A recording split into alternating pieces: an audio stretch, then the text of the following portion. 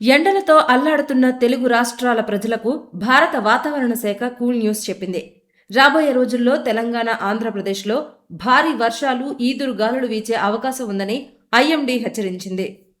గత కొన్ని రోజులుగా భానుడి భగభగలకు, ఉక్కపోతకు అల్లాడిపోతున్న తెలంగాణ ప్రజలకు వాతావరణ శాఖ కూల్ న్యూస్ చెప్పింది.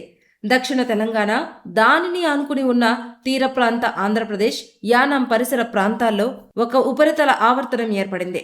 దీని ప్రభావంతో జూన్ 6 నుంచి జూన్ 10 వరకు 5 రోజుల పాటు రాష్ట్ర వ్యాప్తంగా విస్తారంగా వర్షాలు కురిసే ఛాన్స్ ఉందని హైదరాబాద్ వాతావరణ కేంద్రం ప్రకటించింది. ఈ వానల దెబ్బకు ఉష్ణోగ్రతలు ఒక్కసారిగా 2 నుంచి 5 డిగ్రీల వరకు తగ్గిపోనున్నాయి.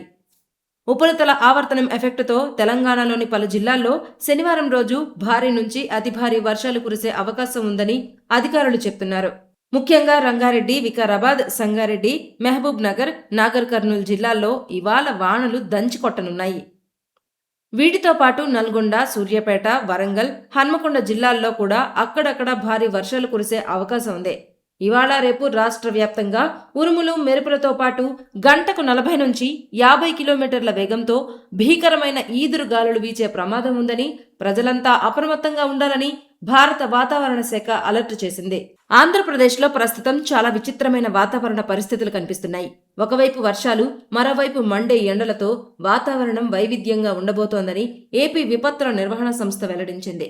రాబోయే 3 రోజుల పాటు రాష్ట్రంలో ఈ భిన్నమైన పరిస్థితులు ఉంటాయని ప్రజలు అలర్ట్గా ఉండాలని సూచించింది.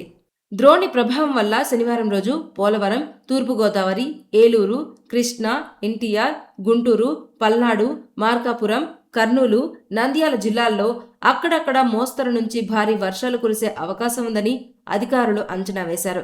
శ్రీకాకుళం జిల్లా పరిసర ప్రాంతాలైన కొత్తూరు, హిరమండలంలో గంటకు 60 కిలోమీటర్లకు పైగా వేగంతో భీకరమైన గాలులు వీచే ప్రమాదం ఉందని వాతావరణ శాఖ హెచ్చరించింది.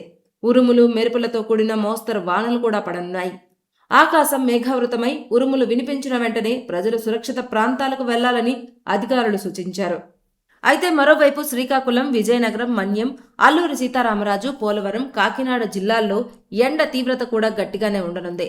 ఇక్కడ కొన్ని చోట్ల 40 నుంచి 44 డిగ్రీల సెల్సియస్ వరకు, అలాగే అనకాపల్లి, కోనసీమ, పశ్చిమ గోదావరి, బాపట్ల లాంటి జిల్లాల్లో 40 నుంచి 42 డిగ్రీల సెల్సియస్ వరకు ఉష్ణోగ్రతలు నమోదయ్యే అవకాశం ఉంది. దేశంలో వానాకాలం ఎంట్రీ ఇచ్చేసింది. వాతావరణ పరిస్థితుల్లో వచ్చిన మార్పుల వల్ల ఈసారి 4 రోజులు ఆలస్యంగా అంటే జూన్ 4న నైరుతి రుతుపవనాలు కేరళ తీరాన్ని తాకాయి. సాధారణంగా ఇవి జూన్ 1నే రావాల్సి ఉంది. ప్రస్తుతం కేరళ అంతటా భారీ వర్షాలు కురుస్తున్నాయి. తమిళనాడులో కూడా ఇవి ఎంట్రీ ఇస్తున్నాయి.